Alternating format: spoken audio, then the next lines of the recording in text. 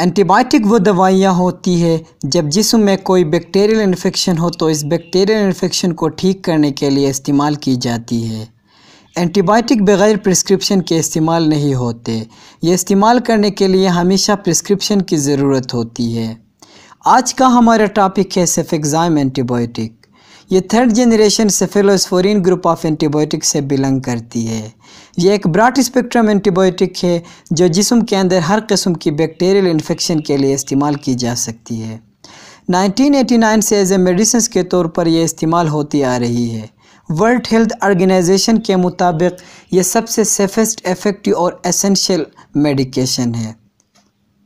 आज की इस वीडियो में मैं आपको बताऊंगा ये जो सेफेक्साइम एंटीबायोटिक है ये कौन सी डिजीज़ में दी जाती है, इसकी कंपोजिशन क्या है, ये मेडिसिन इस्तेमाल करने के बाद कौन सी मुमकिन साइड इफ़ेक्ट हो सकते हैं, इसकी कंट्राइंडिकेशन क्या है, इसकी डोजेज फॉर्म और प्रॉपर डोजेस कौन सी है, इनके अलावा इसकी ब्रांड नेम और वो कौन सी फार्मास्यूटिकल कंपनीज़ जो इस मेडिकेशन को प्रिपेयर करते हैं।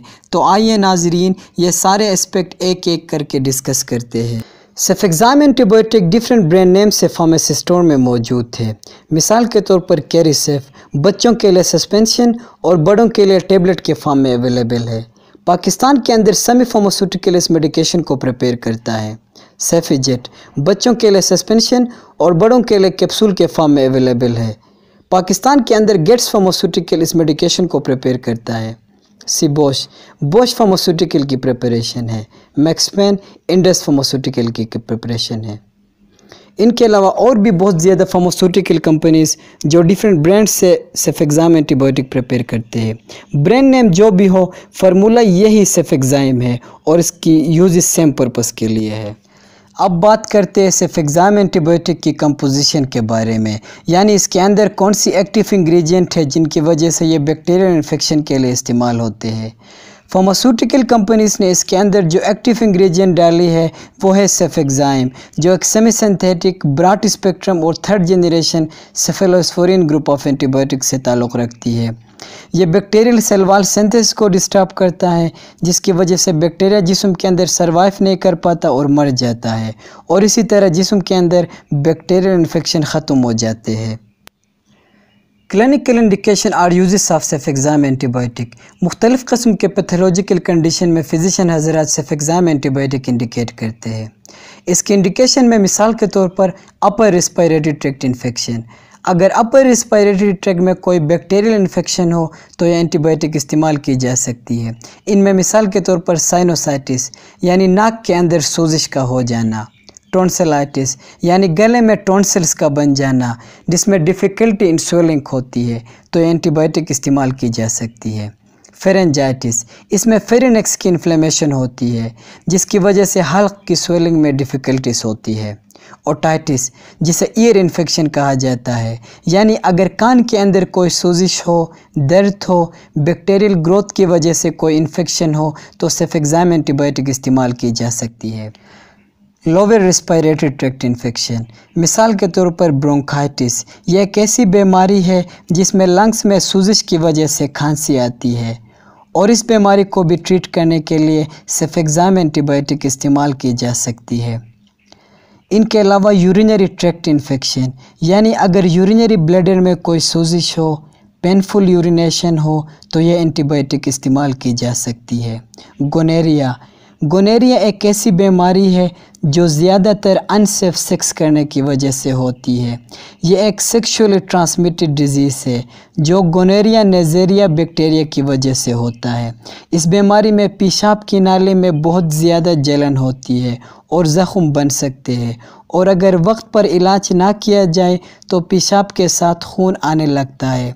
तो इस बैक्टीरियल इन्फेक्शन को भी ट्रीट करने के लिए सेफेक्साइम एंटीबायोटिक इस्तेमाल की जा सकती है। टाइफाइड फीवर, टाइफाइड बुखार में भी सेफेक्साइम एंटीबायोटिक इस्तेमाल की जा सकती है। सिंपली हम ये कह सकते हैं कि अगर अपर रेस्पिरेटरी ट्रैक्ट में कोई इन्फेक्शन हो, लोअर रेस्पिरेटरी ट्रैक्ट में कोई इन्फेक्शन हो, यूरिनरी ट्रैक्ट में कोई इन्फेक्शन हो, टाइफाइड बुखार हो, नमूनिया हो तो सेफेक्साइम एंटीबायोटिक इस्तेमाल की जा सकती है और ये बहुत ज़्यादा मुफीद एंटीबायोटिक और सेफ़ एंटीबायोटिक है।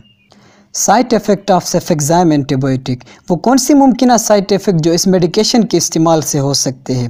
मिसाल के तौर पर डायरिया जिसमें वाटरी बबल मूवमेंट होता है, डिस्पेप्सिया यानी बदहज़मी हो सकता है, हेडेक जिसमें सर दर्द हो सकते हैं, एब्डोमिनल पेन जिसमें एब्डोमिनल एरिया में दर्द हो सकता है, इसके अलावा वोमिटिंग हो सकता है।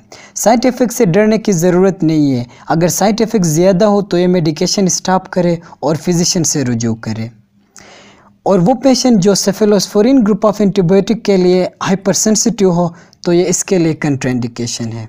सेफेक्साइम एंटीबायोटिक की डोजेज फॉर्म और डोज की बात की जाए तो बड़ों के लिए कैप्सूल और टेबलेट के फॉर्म अवेलेबल है 200 मिलीग्राम और 400 मिलीग्राम, जो दिन में सिर्फ एक मरतबा इस्तेमाल की जा सकती है। अगर बीमारी सीवियर हो तो 400 मिलीग्राम, अगर बीमारी कम हो तो 200 मिलीग्राम मेडिसिन अक्सर फिजिशियन हजरात प्रिस्क्राइब करते हैं। बच्चों के लिए सेफेक्साइम एंटीबायोटिक की सस्पेंशन फॉर्म अवेलेबल है। अगर एज 1 से 4 ईयर हो तो 1 चम्मच इस्तेमाल करनी चाहिए दिन में एक मरतबा। अगर 5 से 9 ईयर हो तो 2 चम्मच इस्तेमाल की जा सकती है दिन में 2 मरतबा। अगर 10 से 12 ईयर हो तो 3 चम्मच दिन में 3 मरतबा इस्तेमाल की जा सकती है। प्रिकॉशन, इसकी एहतियाती तदाबीर की बात की जाए तो वो पेशेंट जिसमें किडनी इन्फेक्शन हो तो इससे चाहिए कि वो इस्तेमाल ना करे, और अगर फिजिशियन फिर भी प्रिस्क्राइब करे तो एहतियाती से इस्तेमाल करे ताकि मज़ीद कोई कॉम्प्लिकेशन ना हो और ओवर डोज लेने से परहेज़ करें। जी हाँ नाजरीन, ये थे सेफेक्साइम एंटीबायोटिक के बारे में एक इम्पॉर्टेंट इन्फॉर्मेशन। फार्मेसी स्टोर में जितनी भी टेबलेट है उनके बारे में प्रॉपर नॉलेज हासिल करने के लिए हमारे चैनल फात फार्मेसी को सब्सक्राइब करें। शुक्रिया।